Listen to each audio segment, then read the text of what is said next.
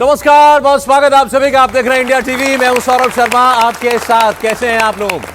प्रधानमंत्री मोदी की कल बिहार में मोतिहारी की रैली से एक बात साफ हुई कि बीजेपी और जेडीयू मोदी और नीतीश की जोड़ी पर पूरा भरोसा करती है। नरेंद्र मोदी ने अपने भाषण में नीतीश सरकार के कामों की खूब तारीफ की और नीतीश कुमार ने बार बार प्रधानमंत्री नरेंद्र मोदी को बिहार की फिक्र करने के लिए धन्यवाद दिया। मोदी के मंच पर एनडीए के सारे नेताओं ने मौजूद रहकर चुनाव से पहले एकजुटता का संदेश भी दिया। लेकिन विपक्ष को मोदी का बार बार बिहार आना रास नहीं आ रहा है। मोदी के वादों को जुमला बताया गया, झूठ बताया गया। अच्छा, यह भी कहा गया कि नीतीश बस चुनाव भर तक के लिए मुख्यमंत्री हैं। बीजेपी चुनाव के बाद नीतीश कुमार को वनवास में भेज देगी। क्या ऐसा है? हम इस पर बात करेंगे। एनडीए में सब कुछ ठीक हो ऐसा भी नहीं है। चिराग पासवान जो 2020 में जेडीयू को तीसरे नंबर की पार्टी बनाने के लिए सबसे बड़े जिम्मेदार थे, वो आज भी नीतीश कुमार को बढ़ते क्राइम के मुद्दे पर लगातार घेर रहे हैं। और बात इतनी बढ़ गई कि जेडीयू को कहना पड़ा कि चिराग एक बार तय कर लें वो एनडीए में, मतलब इस गठबंधन में है या नहीं है। दूसरी तरफ आरजेडी, कांग्रेस, असदुद्दीन ओवैसी सबकी चिंता वोटर लिस्ट रिवीजन में अपने मतदाता के नाम कटने की है। यह कितना बड़ा चुनावी इशू है, इस पर भी हम लोग बात करेंगे।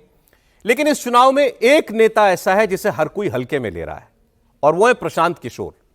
क्या प्रशांत किशोर इस चुनाव में कोई ऐसा रोल प्ले कर सकते हैं जिससे 35 साल से चले आ रहे आरजेडी, बीजेपी, जेडीयू शासन में एक नया अध्याय जुड़ सकता है? यह भी हमारी बातचीत का आज मुद्दा रहेगा। आज 5 पॉलिटिकल पार्टीज के मेहमान हमारे मंच पे हैं, और ये बड़ी खूबसूरत सी ऑडियंस हमारे साथ है। तो आपका सबसे पहले आपको वेलकम, और आप वेलकम कीजिए हमारे मेहमानों को।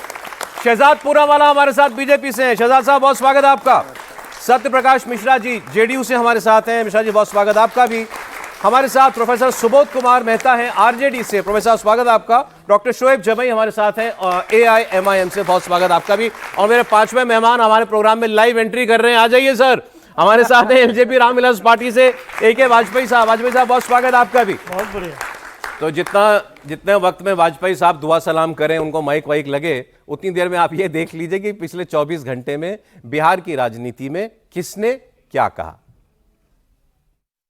जिन लोगों के राज में लोग अपने घरों में रंग रोगन तक नहीं करवाते थे, डरते थे कि अगर रंग रोगन हो गया तो पता नहीं कि मकान मालिक को ही उठवा लिया जाएगा। एक और लालटेन का दौर वाला बिहार था, एक और ये नई उम्मीदों की रोशनी वाला बिहार है। बनाएंगे नया बिहार, फिर एक बार एनडीए सरकार। इतना काम इन्होंने अभी हाल में किया है, और भी ज्यादा सब जगह घूम घूम करके एक एक जगह के लिए काम कर रहे हैं। इसलिए मैं उनका नमन करता हूं, और इतना ज्यादा बराबर हर महीने एक न एक बार आ करके कहीं न कहीं जा रहे हैं, तो मैं उनका नमन करता हूं। बहुत अच्छा काम वो कर रहे हैं। जान लीजिए कि कितना ज्यादा काम ये कर रहे हैं, तो ये बहुत बात है। इसके लिए आप सब लोग एक बार खड़ा होकर के उनका नमन करिए। खड़ा हो, सब खड़ा होकर के उनका नमन करो। देश के प्रधानमंत्री हैं, यहाँ वोट लेने आते हैं, वोट को मिलता है तो सुरक्षा देने की जिम्मेवारी प्रधानमंत्री की बनती कि नहीं बनती? मुख्यमंत्री से तो अचेत अवस्था में है, उनसे तो बिहार संभाला नहीं जा रहा। रिमोट कंट्रोल से तो प्रधानमंत्री संभाल रहे हैं, और बिहार में अपराधी जो है सम्राट बन चुके हैं और विजय हो चुके हैं। तो नेताओं की बात आपने सुनी, स्टूडियो में भी नेता ही हैं, आइए उनकी बात सुनते हैं। पहला सवाल शहजाद पूनावाला साहब आपसे। प्रधानमंत्री का कल भाषण हुआ, और जिस नोट पर उन्होंने अपना भाषण खत्म किया और नारा लगवाया, बनाएंगे नया बिहार, फिर एक बार एनडीए सरकार, इसकी चर्चा सबसे ज्यादा हो रही है। 2020 के इलेक्शन में मुझे भी याद पड़ता है आपकी पार्टी ने कहा था कि नतीजे कुछ भी आए, अगर गठबंधन जीता तो मुख्यमंत्री नीतीश कुमार बनेंगे। यहां वो नारा लगवा रहे हैं फिर एक बार एनडीए सरकार। तो मतलब बात सही है कि चुनाव तक ही है नीतीश कुमार? देखिए, ऐसा है कि हालांकि हमारी पार्टी बड़ी पार्टी रही है बिहार में भी, हमने फिर भी नीतीश बाबू को मुख्यमंत्री बनाया था क्योंकि ये हमारा चुनाव से पहले वादा था। और हम लोगों की सरकार ने नया बिहार बनाने के लिए किस प्रकार से कार्य किया है, सौरभ जी उस पर 10 सेकंड बोलना चाहता हूं। तो मेरे सवाल का ये उत्तर नहीं पूरा हुआ जी। सवाल ये था, विपक्ष जो आरोप लगाता है कि चुनाव के बाद कुछ भी हो, नीतीश कुमार दोबारा मुख्यमंत्री नहीं बनेंगे, आप नहीं बनाएंगे। ऐसा है सौरभ जी, मैं आपको धन्यवाद देना चाहता हूं क्योंकि आपने विपक्षों के मन में भी एनडीए की सरकार ही बनने जा रही है, इसका आपने यहां पर पुष्टिकरण कर दिया है। तो धन्यवाद, जय हिंद जय भारत कि आपने एनडीए की सरकार बना दी। अब एनडीए की सरकार के मुख्यमंत्री के बारे में हमने पहले भी कह दिया है कि आज की तारीख में मुख्यमंत्री जो है नीतीश कुमार जी है, उनके नेतृत्व में हम चुनाव लड़ रहे हैं। परंतु जो लोग मुख्यमंत्री हमें पूछ रहे हैं, यह है कांग्रेस पार्टी के सचिन पायलट, कहते हैं कि महागठबंधन अगर चुनाव जीतेगा तो इलेक्शन के बाद तय किया जाएगा कि तेजस्वी यादव चेहरा होंगे या नहीं होंगे। इसका जवाब सुबोध जी दे दीजिए। परंतु मैं बताना चाहता हूं कि जब हमारी सुशासन वाली सरकार काम करती है तो 2% का ग्रोथ रेट था लालू जी के जमाने में, आज 10% का ग्रोथ रेट है। 2 लाख करोड़ यूपीए सरकार ने दिया था बिहार को, आज 10 लाख करोड़ हमने दिए हैं। 1 लाख ही टैप वाटर कनेक्शन होता था बिहार में, हमने उसको बढ़ाकर 1.5 करोड़ टैप वाटर कनेक्शन दिया है। 21 लाख टॉयलेट बनाए थे इन्होंने यूपीए के जमाने में, हमने 1.5 करोड़ टॉयलेट बनाए। 1980 से लेकर 2000 तक एक भी मेडिकल कॉलेज नहीं खोली, हमने 157 मेडिकल कॉलेज 10 साल में खोले। इन्होंने 10,000 किलोमीटर के ग्रामीण सड़क का निर्माण किया, हमने 1,12,000 किलोमीटर का ग्रामीण सड़क का निर्माण किया। 325 किलोमीटर रेलवे इन्होंने बनाए, हमने 1700 किलोमीटर रेलवे लाइन बनाई। इन्होंने जिस प्रकार से एक भी गरीब आवास नहीं बनाया, हमने करोड़ों लोगों के गरीब आवास बनाए और 4 करोड़ लोगों को गरीबी से निकाला। हम लोग काम के नाम पर वोट मांगते हैं, हम कभी नाम के नाम पर वोट नहीं मांगते और इसीलिए हम अपना काम गिनाते हैं। और मैं कहता हूं कि आप भी हिम्मत है तो काम गिनाइए ना। पर देखिए, परिवारवाद के, देखिए 10 सेकंड और, परिवारवाद के 2 नवाब परिवार के नहीं गिनाते, नहीं देते हिसाब किताब, केवल करते हैं इलेक्शन कमीशन पर दबाव। और इसीलिए सुप्रीम कोर्ट का आया है करारा जवाब। इनको अगर इतना भरोसा है अपने पे, तो बता दीजिए ना कि इलेक्शन कमीशन पर अभी से आरोप लगाना शुरू कर दिया। और इनसे पूछे कि इन्होंने जिस प्रकार से मीडिया के सूत्र को गाली दी, इन्होंने आंबेडकर जी का अपमान किया, और तो और लालू जी जो 5 बार कन्विक्टेड है, उनकी तुलना शहीद आजम भगत सिंह से कर रहे हैं। तो ना संविधान का सम्मान है, ना संविधान निर्माता का सम्मान है। इसीलिए मैं कहता हूं कि इनका एजेंडा केवल विभाजन का, हमारा विकास का। अभी जब परिवारवाद की बात करें तो आपने वाजपेयी जी की तरफ क्यों झांका? मैंने नहीं झांका, आप इधर भी देख रहे थे। मैं आपको इससे बताता हूं, मैं बताता हूं। राजनीति में हमारे परिवार से लोग आ सकते हैं, आपके भी परिवार से कोई सदस्य जो है वो बन सकते हैं जर्नलिस्ट अगर वो चाहे। पर अगर सौरभ जी कहे कि मेरे जाने के बाद कॉफी विद कुरुक्षेत्र केवल सौरभ जूनियर करेगा, तो वो परिवारवाद होता है। इसीलिए ओवैसी की पार्टी का देख लीजिए, 57 से 50 के दशक से इनकी पार्टी चल रही है, केवल एक ही परिवार। आरजेडी में केवल एक ही परिवार, और भारतीय जनता पार्टी में उनकी तो नहीं, उनकी तो पार्टी का फैक्शन अभी बना है। अरे उनकी पार्टी का फैक्शन अभी बना है, क्या बात कर रहे हैं सुबोध जी? मोदी जी का भाषण अभी मैंने एक छोटी सी क्लिप सुनाई थी, वो फिर कह रहे हैं कि भाई लालटेन का युग याद कर लेना, आज नई रोशनी का युग है। लोग इतना डरते थे, मकान पर रंगाई पुताई भी नहीं कराते थे कि फिरौती की डिमांड आ जाएगी। तो आज भी वो जंगल राज याद दिलाना नहीं भूलते। देखिए सौरभ जी, आप जानते हैं चंपारण जो है गांधी की कर्मभूमि रही है। सत्य ही भगवान है, ऐसा महात्मा गांधी कहा करते थे और मानते थे। उन्होंने प्रैक्टिस किया, एक्सपेरिमेंट किया इसके ऊपर। लेकिन सत्य के भूमि पे जाके असत्य का फुहारा जो है माननीय प्रधानमंत्री जी ने कल छोड़ा। चाहे उन्होंने बॉम्बे बनाने का नाम लिया कि मोतिहारी को बॉम्बे बना देंगे, और बॉम्बे में उन्होंने क्या किया शिंदे के साथ, ये सब जान रहा है। जो आप पूछ रहे थे इनसे, उस पर मैं बोल रहा था। अब ये भाई जो हमारे हैं, ये गजब की जो है तालीम ले रखे हैं नागपुर से। कुछ भी बोलो, ये सीधे जाके अटैक करते हैं लालू परिवार के ऊपर। अब इन्होंने इकोनॉमिक डेवलपमेंट की बात कही थी। 90 से लेके 2005 के बीच में जो बिहार का जो इकोनॉमिक डेवलपमेंट था, कंपैरेटिवली देखिएगा, वो 6.67 था और नेशनल एवरेज में 6.61 था। अब इतना ही नहीं, जो हमने बजट छोड़ा था बिहार का 2005 में, वो 26,000 करोड़ पे छोड़ा था। उस वक्त भारत का बजट जो है 4.5 लाख करोड़ का हुआ करता था। आज के दिन में बिहार का बजट है 3 लाख करोड़ और भारत का बजट है 50 लाख करोड़। आप हमें यही बताइए डिफरेंस देखकर कंपैरेटिव एनालिसिस में उस वक्त का बिहार का डेवलपमेंटल प्रोसेस और आज का नीतीश कुमार का 20 साल का डेवलपमेंटल प्रोसेस। इतना ही नहीं, 2022 में जो डाटा, साइंटिफिक डाटा, इनकी भी सरकार नहीं थी, उस वक्त अपोजिशन में थे, नीतीश जी हमारे साथ थे, जो डाटा निकल कर आया सामने, 20 साल के शासनकाल में लगभग 65% जनसंख्या ऐसी थी जो 10,000 रुपया नहीं कमा रही थी और लगभग 94 लाख ऐसे परिवार थे जिनको 2 लाख रुपया वादा किया था इन लोगों ने देने का, आज तक वो नहीं दिया है। ह्यूमन डेवलपमेंट इंडेक्स पे आप आइए, जिस डेवलपमेंट की बात करते हैं, आप सब जानते हैं एजुकेशन, हेल्थ और पर कैपिटा इनकम के ऊपर ह्यूमन डेवलपमेंट होता है और ये यूनाइटेड नेशन ने 1990 में शुरू किया था।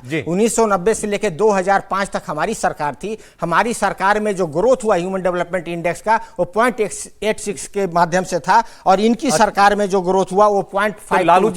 लालू जी ने ऐसे अस्पताल बनाए जो इन्होंने बंद कर दिए, या उन्होंने कॉलेज स्कूल खोले जो इन्होंने बंद कर दिए। आप देखिए ना, मैं तो कह ही रहा हूं कि इनकी शिक्षा नागपुर वाली है, काश इधर से शिक्षा ले लिए होते, संवैधानिक शिक्षा, तो ये इन्होंने तो लिया नहीं। यही सब बात करेंगे। लालू प्रसाद यादव जी ने 7 यूनिवर्सिटी खोला और जिस चरवाहा विद्यालय की ये लोग बात जो है नकारते हैं, मैं बताना चाहता हूं, रुक जाइए पहले। अभी चरवाहा विद्यालय में क्या कॉन्सेप्ट था कि गाय बकरी चढ़ती जाए, मुन्नी बिटिया पढ़ती जाए, गरीब गुरबा के लिए था और वहां स्किल डेवलपमेंट का प्रोग्राम था। उसी को चोरी करते हुए प्रधानमंत्री जी ने स्किल डेवलपमेंट यहां पे मंत्रालय खोल दिया। लालू जी का प्रोग्राम मोदी जी ने चोरी किया। तो और क्या, अरे south Africa, United nation, Japan, सबने तारीफ किया। अब देखिए, अब आइए बात, अब मेडिकल कॉलेज पर आइए। मेडिकल कॉलेज पे बोल देता हूं, मुझे मालूम है आपके पास बहुत डेटा होगा। मेडिकल कॉलेज पे बोल देता हूं, 157 मेडिकल कॉलेज खुलवा दिया इन्होंने बिहार में। अरे भैया, मात्र 14 कॉलेज है बिहार में मेडिकल कॉलेज सरकारी। कहां हो आप? मेरा एक तो ये निवेदन है, 5 मेहमान हैं, कृपया ये ध्यान रखें, सबको बराबर बोलने का मौका मिले। सत्यप्रकाश जी, आपके पास भी बहुत डेटा होगा, आपका डेवलपमेंट मॉडल, नीतीश जी का सब कुछ होगा, वो बताएंगे आप। लेकिन ये 125 यूनिट बिजली फ्री देने का आपको जरूरत पड़ गई, ये क्या बताता है? ये कमजोरी नहीं तो क्या है? नीतीश जी ऑन रिकॉर्ड विधानसभा में कह चुके हैं, मैं बिजली फ्री नहीं करूंगा, फिर अब क्यों? देखिए, नीतीश जी के जो विकास का मॉडल पहली बार आया, उसमें पहला फ्री चीज उन्होंने क्या दिया? बिहार की बच्चियां जो स्कूल नहीं जाती थी, 2005 में जब उनकी सरकार बनी तो बच्चियों को फ्री में साइकिल और साथ में पोशाक देने की योजना आई। अचानक बिहार के स्कूलों में गांव-गांव में बच्चियां स्कूल पहुंचने लगी। और बिजली पर भी यही है कि 25 पैसा पहले भी हम 25% देते हैं सब्सिडी, ऐसा नहीं कि नहीं देते। पहले नीतीश कुमार जी ने बिजली घर घर पहुंचाया। सुबोध जी से पूछिएगा कि इनके घर में गांव में बिजली कब लगी थी और इनके गांव की सड़क क्या लालू जी ने बनाया था या नीतीश जी ने बनाया था, ये सच बोलकर जाएं कम से कम इतना। तो नीतीश कुमार जी ने जब 2010 वाली सरकार बनी, गांधी मैदान में कहा, झंडा फहराते वक्त कहा, आप वीडियो चेक कर लीजिएगा, कि अगर मैंने हर गांव के हर घर में बिजली नहीं पहुंचा दी तो मैं दोबारा वोट मांगने नहीं आऊंगा। तो उनको लगा कि अब खेत तक बिजली पहुंचनी चाहिए। उनकी एक योजना है जिसमें किसानों को खेत तक बिजली मिले। अगर उसमें बिहार के बिजली उपभोक्ताओं को थोड़ा लाभ किसी चीज से हो सकता है और उस पैसे से उनके विकास का कोई नया रास्ता निकल सकता है, तो नीतीश जी ने 125 यूनिट बिजली फ्री देने की घोषणा की है। अब अगर इसको आप जोड़ेंगे फ्री वीज से, तो मैंने बताया कि साइकिल पोशाक की योजना इसलिए दी कि विकास का रास्ता तय हो, बच्चियां पढ़ पाएं। यही कारण हुआ कि बिहार में प्रजनन दर में अचानक गिरावट आई और बिहार की बच्चियों ने उसको अपनाया और 29% महिलाएं बिहार में आज पुलिस में हैं। देश के किसी भी राज्य में इतनी महिला पुलिस में नहीं है। यह नीतीश जी के विकास का मॉडल है। आप समझिए, 50% अगर महिला को आरक्षण देकर के देश में पहली बार बिहार बना ऐसा राज्य कि आप पंचायत में पहुंचिए और नीति निर्देशक तत्वों में अपने गांव के विकास में आपकी भूमिका हो। तो अगर आप ये कहेंगे कि क्या फ्री देने की योजना नहीं, आपकी योजना ऐसी है कि वो फ्री हो सके, बहुत समाज का जो विकास में जो गुलामी है वो मुक्त हो सके, वो फ्री महसूस कर सके कि वो विकास के अन्य रास्तों पर आगे बढ़ सके।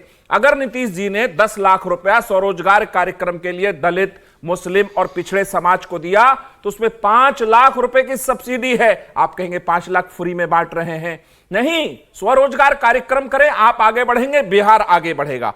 तो कुल मिलाकर बिहार को आगे बढ़ाने का उनका जो सपना है, उसमें 125 यूनिट, मैं आखिरी पॉइंट कर लूं, 125 यूनिट बिजली फ्री देने की बात है। चूंकि शहजाद जी से आपने प्रश्न पूछा है कि क्या नीतीश कुमार मुख्यमंत्री होंगे, मैं जनता दल यूनाइटेड की तरफ से स्पष्ट करूं कि जनता दल यूनाइटेड के कार्यकारी अध्यक्ष माननीय श्री संजय झा जी, जो राज्यसभा सदस्य भी हैं, उन्होंने स्पष्ट रूप में कहा है कि कोई वैकेंसी मुख्यमंत्री की खाली नहीं है। नीतीश कुमार जी के नेतृत्व में चुनाव होगा और 2025 के बाद नीतीश कुमार ही एनडीए के मुख्यमंत्री बनेंगे, यह स्पष्ट किया है उन्होंने। शहजाद जी सहमत हैं? ऐसा है कि जब एक व्यक्ति हमारे अलायंस से बोलता है तो हमारे अलायंस की भावना को प्रकट कर रहा है, तो आपका है इतना। पर मैं शहजाद जी ने मान लिया कि अगर इनका ऐसा गठबंधन है, जीता तो मुख्यमंत्री नीतीश कुमार ही बनेंगे। अब सौरभ जी 10 सेकंड मुझे भी तो दे दीजिए। ये भी दो लोग सौरभ जी 10 सेकंड नहीं, आपने ऐसे तो नहीं हो सकता। 10 सेकंड रुकेंगे, 10 सेकंड में रुक जाऊंगा, 10 सेकंड में रुक जाऊंगा। सुनिए, ये लंबी लंबी बात करते हैं। इसका परिचय क्या है? लालू यादव का बेटा है, बस ना। और क्या परिचय इसका? आज लालू यादव के बेटे का से नाम हट जाए साया, कुत्ता पूछ लेना। क्या पप्पू यादव कह रहे हैं कि तेजस्वी यादव की औकात क्या है? अगर उनके पिता का नाम हटा दो तो इनकी कोई औकात नहीं। अब मैं बोलना चाहता हूं कि कांग्रेस से बुलवा दीजिए कि जो पप्पू यादव ने बोला गलत बोला है। अब सुनिए, अब बताइए, वैन पर पप्पू को चढ़ने नहीं दिया क्योंकि कांग्रेस में और वैन पर एक ही पप्पू आ सकता है। हमें लगता है कि इसीलिए मैंने कहा कि इसको नागपुर की बताना शिक्षा था लिए हुए हैं। ये कांग्रेस पार्टी में है क्या पप्पू यादव?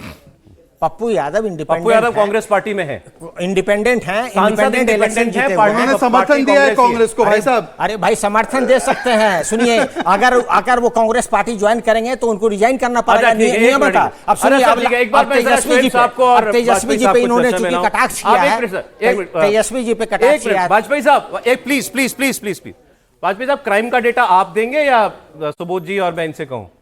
बिहार में क्राइम का डेटा चिराग पासवान जी बता रहे हैं आजकल कितना क्राइम हो गया है। तो ये प्रॉब्लम क्या है? मतलब और तो कोई गठबंधन साथी नहीं कह रहा। ये चिराग पासवान ही बार बार कि ये तो सुशासन बाबू थे, ये तो सुशासन के लिए जाने वाली सरकार है, इतना अपराध बढ़ गया है, जनता कैसे जिएगी।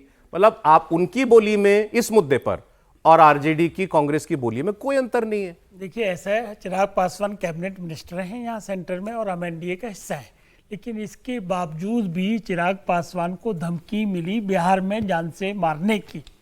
ये चिंता का विषय है कि नहीं? बिल्कुल। रोज हत्याएं हो रही हैं, ये चिंता का विषय है कि नहीं? तो चिंता जाहिर करना, और ये चिंता खाली हमको नहीं है, ये चिंता जनता दल के मुखिया को भी है, बीजेपी अलायंस पार्टनर है उनको भी है। और खाली चिंता से काम चलने वाला नहीं है। पुलिस जो वहां की काम नहीं कर पा रही या प्रिवेंटिव मेजर्स नहीं ले पा रही, उसके लिए भी हमारी चिंता है।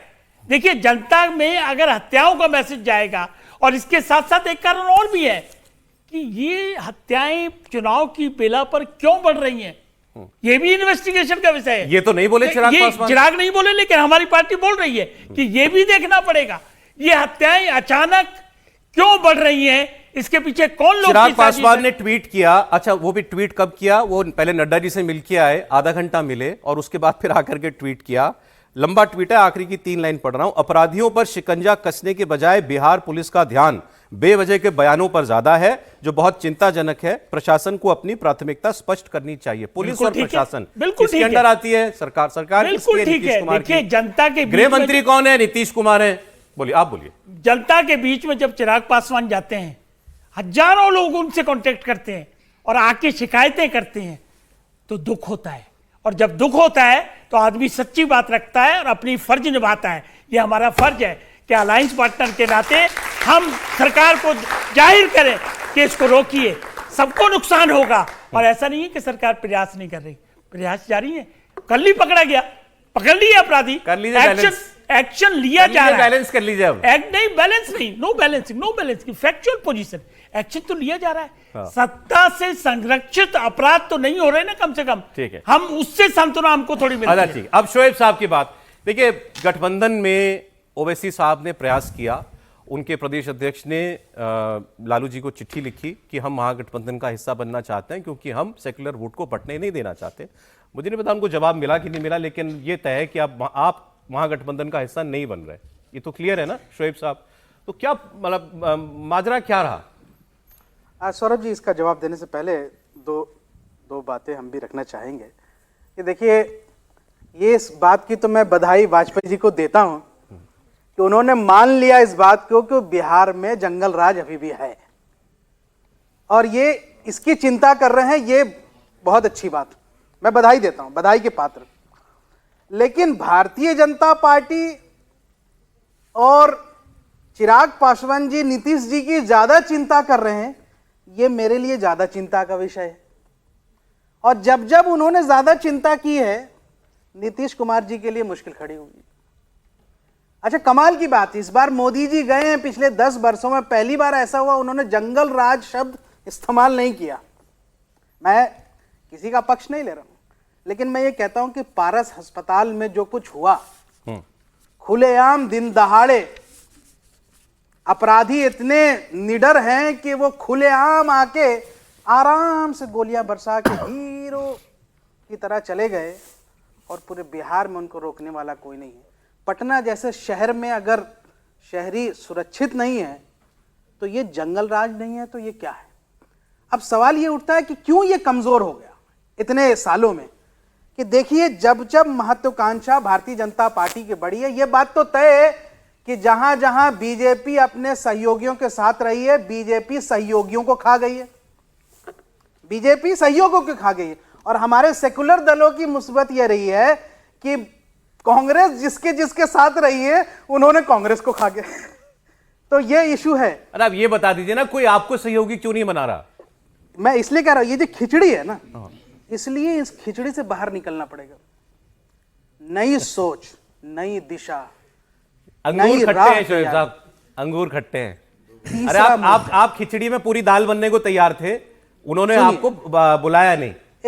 नहीं, अभी तो राजनीति में कभी भी कुछ हो सकता है। हमने तो कोई ऐसा कोई स्पष्टीकरण तो इस पर अभी दिया नहीं, राष्ट्रीय अध्यक्ष ने भी नहीं दिया।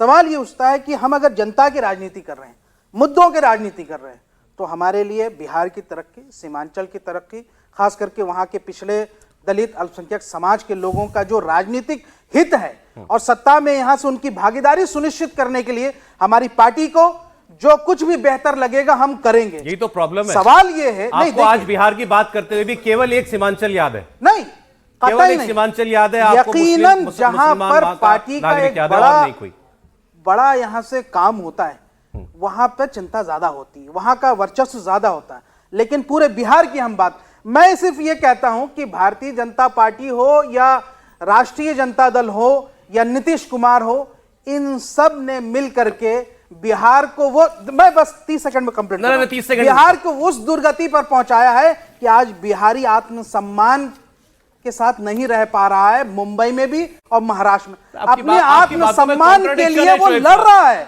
अभी आप कह रहे हैं कि बिहार में यहाँ से कि कुछ हम खुल जाता, महागठबंधन में जाएंगे काश कि नहीं? बिहार में यहाँ से आरजेडी ने मिलकर इनके साथ कोई बिहार को डुबो इंडस्ट्रीज दिया। खुल जाती, लेकिन गुजरात में इंडस्ट्री खुल सकती है, क्या प्रॉब्लम है? बिहार में इंडस्ट्री नहीं खुल सकती। असदुद्दीन ये ओवैसी चिंता का को विषय वोट भी मिला, सीट भी मिली पिछली बार। वो चाह रहे हैं कि वो गठबंधन का हिस्सा बने, वोट बिखरेगा अगर वो अलग लड़ेंगे, ये बात तय है। क्यों नहीं आप लड़ेंगे ना? एक सेकंड, हम लड़ेंगे, जनता वोट देगी, जवाब देने दीजिए, और फिर बाद में तय करेंगे कि क्या करना है। सौरभ जी देखिए, इनके जवाब से पहले मैं नहीं, आप ऐसे बात नहीं हो पाएगी ना सुब्रत जी, मेरी बात का जवाब दीजिए। इनका जवाब पहले मांगने पर उनका जवाब आप जरूर दे दीजिएगा, पहले मेरे सवाल का जवाब दीजिए। देखिए, आपने बड़ा फंडामेंटल क्वेश्चन किया और इन लोगों ने जो है पत्र लिखा है हमारे राष्ट्रीय अध्यक्ष जी को, पत्र उनका पहुंचा हुआ है, और जो भी बातें होगी, पर हम लोगों का ये मानना है कि कुछ बातें जो है इनको छोड़नी पड़ेगी। और वो बातें क्या है, हम जो है भारतीय जनता पार्टी के साथ कभी नहीं जा सकते।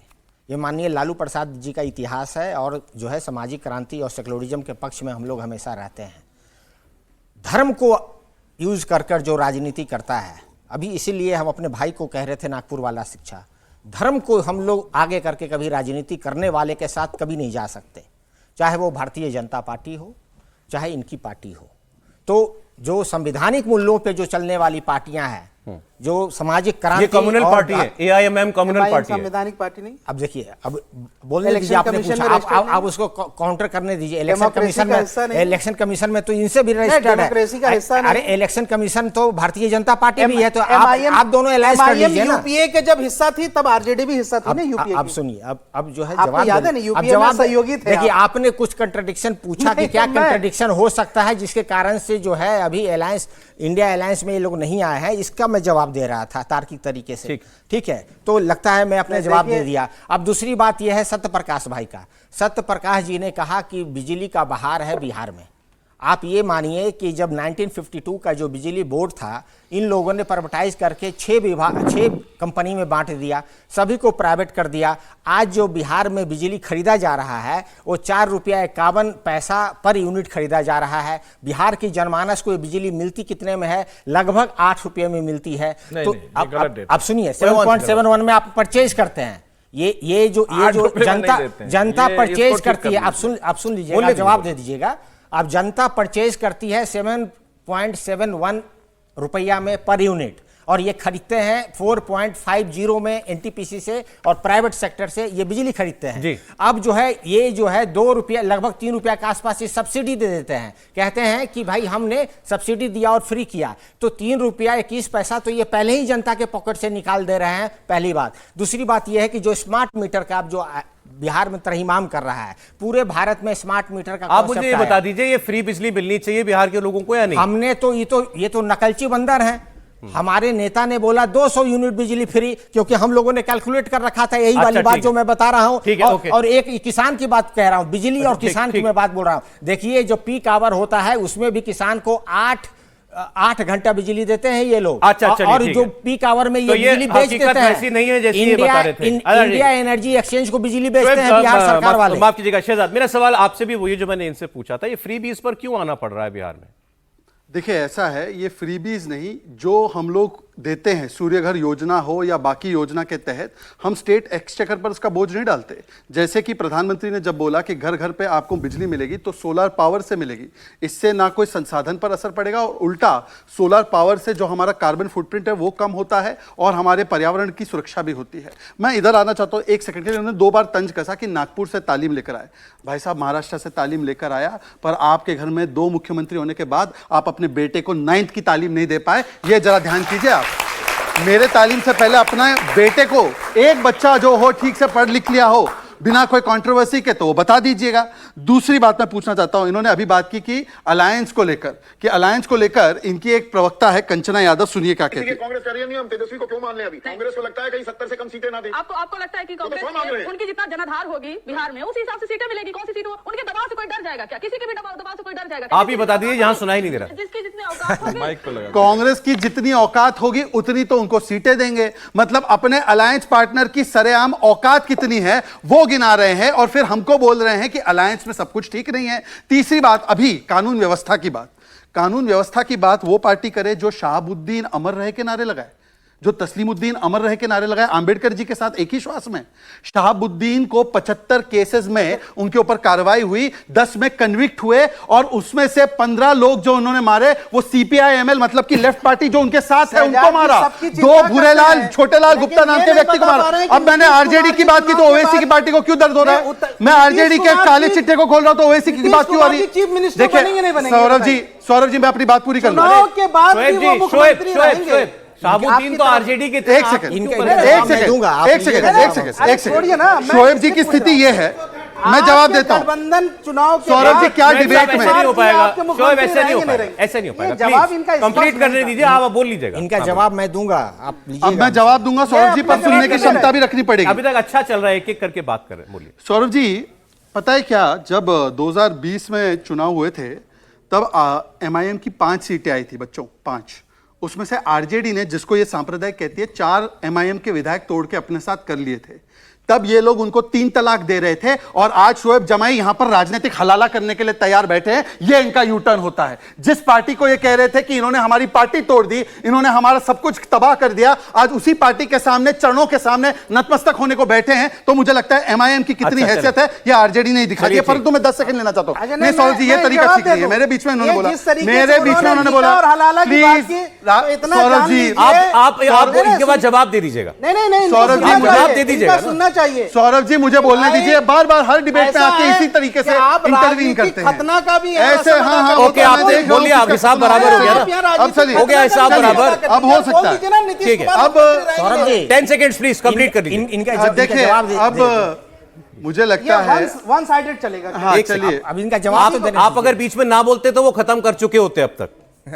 वन वे ट्रैफिक नहीं, कोई वन वे नहीं है। खत्म के बाद मुझे दीजिएगा, बोलिए आप, ये भी सवाल पूछना चाहता हूं। देखिए अब मैं 10 सेकंड लेकर सिर्फ अपनी बात पूरी करना चाहता हूं। बिल्कुल, जंगल राज ये टर्म कहां से आया? जब सुप्रीम कोर्ट ने शहाबुद्दीन के संदर्भ में जो लालू राज था उसके विषय में जंगल राज कोट करके बोला, और वो इसलिए बोला क्योंकि आज भी इनकी हरकतें देखो। रीतलाल यादव 33 केस, राजबल्लभ यादव 11 साल की बच्ची के साथ बलात्कार, अरुण यादव बच्ची के साथ बलात्कार, 70-80 एमएलए में से 50 एमएलए पर क्रिमिनल केसेस, वो भी बहुत ही संगीन आपराधिक। और क्या बोलते हैं तेजस्वी यादव? शहाबुद्दीन अमर रहे। मैं कहता हूं अगर आप क्रिमिनल्स के खिलाफ है, बोलिए शहाबुद्दीन मुर्दाबाद, बोलिए शहाबुद्दीन मुर्दाबाद। 10 बार कन्विक्ट हुआ शहाबुद्दीन, उसको जिंदाबाद बोलते हैं। और लालू प्रसाद की तुलना भगत सिंह के साथ करते हैं। अच्छा, एक भगत सिंह और लालू प्रसाद की तुलना हो सकती है क्या? बिहार से सौरभ जी, अरे जवाब देने दीजिए ना, इतना चिल्ला कर ये बोलते हैं। एक मिनट। भगत सिंह और क्या क्या नहीं बोलते, ये आपका सवाल जवाब किससे? देने दीजिए। माइक हाथ में। अब नहीं तो बीच में डिस्टर्ब करूंगा फिर। आपसे सुबोध जी सवाल है इनका। सुबोध जी, 2005 से पहले का जंगल राज का मैं गिनवाता हूं, आपसे ध्यान से सुनिएगा। एकदम सुनूंगा। हाँ सुनिए। और मैं भी फिर गिनवाऊंगा तो सुनिएगा। लक्ष्मणपुर बाथे कांड, नरसंहार, हाँ हाँ, शंकर बीघा नरसंहार, 12 कांड, सिमरिया कांड, और गिनाऊं मैं? अभी गिनवाइए ना, 3 में रुक गए। आप मान रहे हैं और थे? हमें आप बता रहे हैं, जवाब मान रहे और थे, और बता रहा हूं मैं, अब आइए और बता रहा हूं, सुनिए। अरवल कांड, ठीक है, सब ठीक है। टेकारी थाना लूटने वाला कांड। अच्छा, जवाब अब आप पहले आप बताइए, ये पिछला आप बोलिएगा। 16 दिन में 60 मर्डर बिहार में हो गए। जनवरी से जून तक 1376 मर्डर हो गए। इस साल अब तक 1400 से ज्यादा मर्डर बिहार में हो गए। औसतन हर महीने 229 कत्ल हो रहे हैं। ये जंगल राज नहीं है? ये जंगल राज नहीं है। नहीं है। जंगल राज वो था जो 50-50 60 लोग को लाइन में खड़े करके काट दिया जाता था। जवाब अब उनकी बात नहीं, ये जो हो रहा है, आपने जो गिनाया, ये भी गलत है। इस पे भी कंट्रोल होना चाहिए। इसको सरकार की जिम्मेवारी लेनी चाहिए। मानते आप इसको जंगल राज नहीं मानते आप? अच्छा ठीक है, बोलिए सुबोध। सौरभ जी, अब तार्किक बहस और ये तार्किक जवाब देने दीजिए मुझे।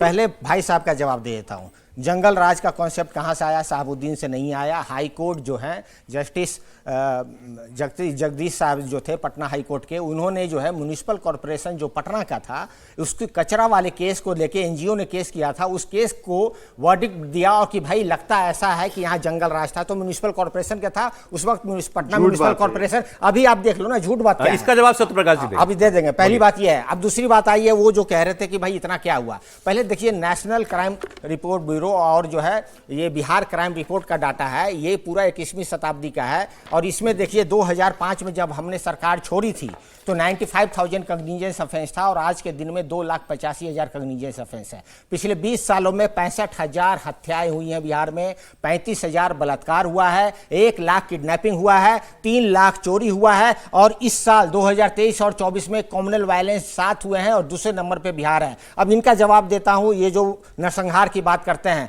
लालू प्रसाद यादव जी जब सत्ता में आते हैं 1990 में, जातीय आधारित वहां पे सेना थी। यादवों का लौरिक सेना, राजपूतों का सनलाइट सेना, भूमियारों का जो है रणवीर सेना, कुर्मियों का भूमि सेना, मैं कितना गिनाऊं, 14 प्राइवेट सेना थे। उन सभी सेनाओं का जो है ना वर्चस्व चलता था पूरे बिहार में। और 90 से लेके 2000 के बीच में ये सारा सेना का वर्चस्व खत्म हो गया। और 2000 के बाद कोई नरसंहार नहीं हुआ। ये लालू जी का कंट्रीब्यूशन है। 65,000 हत्याएं हुई बिहार में। अब क्या बात करते हैं? 65,000 हत्याएं के बाद आप कह रहे हैं जंगल राज नहीं है। हाँ बोलिए बब्बू। देखिए, लालू प्रसाद तार्किक बात होनी चाहिए। बोलिए। मैं तार्किक बात कर रहा हूं, आपको याद हो ना हो पता नहीं, क्योंकि बिहार के चारों तरफ अपराध और नरसंहार की घटना और नक्सलवादी अटैक की घटना बढ़ चुकी थी। यहां तक होने लगा कि पटना की सड़कों पर पानी जाम होने लगा। राजबाला वर्मा वहां की डीएम थी। पटना हाईकोर्ट ने कई बार बुलाया, क्या हाईकोर्ट अब पानी और कचरा साफ करेगा? क्या ये जंगल राज? प्लीज, वो सुन रहे थे आपको। वो पूरी की पूरी व्यवस्था को देख करके हाईकोर्ट ने एक टिप्पणी की कि क्या ये जंगल राज है। नीतीश कुमार जी ने जंगल राज नहीं कहा, नीतीश कुमार जी ने कहा आतंक राज है। क्यों आतंक राज कहा? बाथे में 59 लोगों को, जो उसका हवाला दे रहे थे, क्या छोटे बच्चे, क्या महिलाएं, 59 लोगों को एक साथ रात में गोलियों से भून दिया गया। किस जाति के लोग थे वो? दलित थे वो। इस तरह की कई सेना जिसका हवाला दे रहे हैं ये सेनाएं कई इनके समर्थन में थी। जहां भूमिपति थे वहां लालू जी भूमिपति, जहां गरीब हो गए वहां महागरीब। सवाल यह था कि लॉ एंड ऑर्डर वैसे राज्य में कैसे स्थित हो सकता है जब मुख्यमंत्री की बेटी की शादी हो पटना में, उनकी दूसरी सुपुत्री की शादी थी। आप लोग सब कोई चेक करिएगा, पटना के तमाम शोरूम से गाड़ियां उठा ली गई, सोफा उठा लिया गया, फ्रिज उठा लिया गया। टाटा ने अपना शोरूम वहां बंद कर दिया इस कारण से कि हमें नहीं रखना है। यह था जंगल राज का उदाहरण कि जेएनयू के छात्र अध्यक्ष चंद्रशेखर को सिवान में जब वो भाषण दे रहे थे गोलियों से मार दिया गया। यह था जंगल राज का उदाहरण कि पटना के पीएमसीएच में जब उस समय के टेक्नोलॉजिकल मिनिस्टर बृज बिहारी प्रसाद इलाज करा रहे थे, 8 अपराधी गए पीएमसीएच में, उनको मार दिया गया। लेसी सिंह जो अभी हमारी पारस हॉस्पिटल वाला कांड, मैं उस कांड पे आ रहा हूं। लेसी सिंह जो हमारी अभी कैबिनेट मिनिस्टर है सरकार में, उनके पति समता पार्टी के जिला अध्यक्ष थे सौरभ जी, कोर्ट में पेशी हो रही थी, कोर्ट के अंदर मार दिया गया। अभी बिहार में जो अपराध है वो कोई सिंडिकेट अपराध नहीं है, कोई पर्सनल वैमनस्यता है, जमीन की लड़ाई है। ये जो अपहरण की बात कर रहे हैं, अपहरण उद्योग इनके जमाने में ऐसा था कि पटना के हर डॉक्टर के बेटे को उठा लिया, डॉक्टर को उठा लिया। और साधु यादव तो ये कहते हैं कि फिरौती की रकम तो लालू प्रसाद यादव जी के एक अनेक घर मार्ग से तय होती थी। ये था जंगल राज। आज नीतीश कुमार जी के राज में पुलिस, आखिरी लाइन, नीतीश कुमार जी के राज में पुलिस तुरंत एक्टिव है, सारे अपराधियों को पकड़ती है, अंदर करती है, प्रोसिक्यूट कराती है। शहाबुद्दीन भी नीतीश कुमार जी के राज में प्रोसिक्यूट हुए, वरना ये इन्होंने तो छोड़ दिया था। और एक पत्रकार, जब वो शहाबुद्दीन जेल में थे, हिंदुस्तान के पत्रकार राजदेव रंजन की हत्या करा दी। वाजपेयी जी को देख के पता नहीं क्यों नहीं लग रहा है इनको कॉन्फिडेंस आ नहीं रहा आपकी बात पे। नहीं, इनको कॉन्फिडेंस नहीं आ रहा, इनकी अपनी एक चिंता है। मैं इनकी चिंता से वाकिफ हूं, लेकिन सवाल यह है क्या वो चिंता नीतीश जी की नहीं है? क्या ये नीतीश जी पर एक आरोप लगा सकते हैं कि नीतीश जी अपराधियों के साथ है? बिल्कुल नहीं। नीतीश जी है, इनकी चिंता है बिहार और दुरुस्त हो, मैं उससे सहमत हूं, लेकिन सवाल यह है क्या नीतीश जी की वो चिंता नहीं है? क्या वो लगातार बैठक करके निर्देश नहीं दे रहे? क्या वो लगातार अपराधियों पर शिकंजा कसते हैं? नहीं लगा रहे? आपके नेता का नारा है बिहार फर्स्ट, बिहारी फर्स्ट। 20 साल से तो शहजाद जी और इनकी पार्टी, सत्यप्रकाश जी की पार्टी है वहां पे, 20 साल में नहीं बना बिहार बिहारी फर्स्ट। और कितने साल चाहिए? तो आप देखिए ना, 2005 के बाद हर घर जल मिला है, नल पहुंच गया है, हर घर बिजली पहुंच गई है, हर गांव घर सड़क से जुड़ गया। ये नहीं कह सकते कि विकास नहीं हुआ, विकास किया है, और ज्यादा विकास करना है, ये नारा हमारा नंबर 1। नंबर 2, अब जहां तक अभी चिंता का विषय जाते जाते बैलेंस कर दिया। इसका भी जवाब दे दूं, आप बोल ले दो। बैलेंस का क्या मतलब है? जो सही बात है मैं सही कह रहा हूं, जो गलत होगी उसको गलत कहूंगा। देखिए, जंगल राज की जो बात चल रही थी उसमें मैं ये चाहता हूं कि ये जंगल राज की परिभाषा में नहीं आता है, क्योंकि हमारी चिंता क्या है, और हकीकत भी यही है कि हत्याएं बढ़ रही हैं। Please note it, please underline it, हत्याएं बढ़ रही हैं। और जंगल राज में खाली हत्याओं का मामला नहीं था, अपहरण भी था, नरसंहार भी था, किडनैपिंग भी थी, उसके बाद मर्डर भी थे। लेकिन अगर आप डाटा देखें, डाटा देखिए, सबके पास अवेलेबल है, हत्याओं में अब जो है कमी आई है, लेकिन उसके बावजूद हमें चिंता है कि पिछले 3 महीने से क्यों बढ़ रही। सौरभ जी, सवाल इस बात का है। और उससे एक सेकंड, खाली चिंता नहीं, पुलिस इनएक्टिव क्यों है? ठीक है, पुलिस प्रिवेंटिव मेजर क्यों नहीं ले रही है? सौरभ जी, ये सब चिंता का विषय। सौरभ जी, देखिए, आपको मेरी बात माननी पड़ेगी। 1 मिनट है मैक्सिमम, आपकी बात 30 सेकंड में कह लीजिए, फिर आप बोल लीजिए। देखिए, अब तक तो नीतीश कुमार जी के लिए यह चिंता थी कि चिराग पासवान जी का क्या स्टैंड रहेगा, और पिछले विधानसभा चुनाव में क्या रहा उनका रोल सब जानते हैं। लेकिन इस बार बड़ी चिंता का विषय यह होना चाहिए कि इस बार प्रशांत किशोर को भी भारतीय जनता पार्टी ने बिल्कुल सही जगह फिट कर रखा है। मैं दावे के साथ कह रहा हूं कि नीतीश कुमार मुख्यमंत्री नहीं रहेंगे, या तो सरकार जाएगी या फिर भारतीय जनता पार्टी उनको चीफ मिनिस्टर बनाने की राजी नहीं। इनके आदमी आप बोल रहे हैं? बिल्कुल है, बोलिए। प्रशांत किशोर और चिराग पासवान जी ने तय कर रखा है कि नीतीश कुमार जी को हाशिए पे लेके जाना है। ये बड़े चिंता, और मैं अच्छे व्यक्ति हैं, शॉर्ट में बोलिएगा, इसलिए मैं कह रहा हूं, बोलिए। जिस दिन ये अपने आप से तगमा हटा दे कि ये हमारे आदमी है, तब जाकर हमसे कुछ और बुलवाए ना। पहले खुद पर टैग लगता है कि हमारी भी टीम है, और वो बोल रही है नहीं तुम बताओ ये भी टीम तो नहीं है, वो भी टीम तो नहीं। दूसरी बात, मैं 2 मुद्दे पर आना चाहता हूं। आज मैं बताना चाहता हूं कि इनके आरजेडी के बिहार के अध्यक्ष वो कहते हैं भूरा बाल साफ करना, ये हमारी पॉलिसी थी, जिसमें भूरा का मतलब है भूमियार, राजपूत, ब्राह्मण और लाला। ये सीधा जेनोसाइड का कॉल है। एक बार उसको बोलिए कि कब निकाल रहे उसको पार्टी से। ये सामाजिक न्याय है, मतलब इतने बड़े एक आबादी को साफ कर देना। और दूसरी बात, शहाबुद्दीन कन्विक्टेड है या नहीं है? और लालू जी कन्विक्टेड है या नहीं है? और लालू जी की तुलना शहीद आजम भगत सिंह के साथ आप खंडन कीजिए। देखिए खंडन कीजिए। अब जवाब देने दीजिए। और ये बोलते हैं ये जंगल राज पे ये बोलेंगे। अब देखिए पहले जवाब देने दीजिए, इस तरह जोर से बोलने से कुछ नहीं होता है भाई। अरे ऐसा है तो ये तेजस्वी जी को समझाओ। समय नहीं है बिल्कुल। देखिए आप क्लोजिंग कमेंट है इन्होंने जो है शहाबुद्दीन जिंदाबाद। सुनिए, शहाबुद्दीन जिंदाबाद। कन्विक्टेड शहाबुद्दीन जिंदाबाद। किस बात का जिंदाबाद भाई? अरे उन्होंने बोला अमर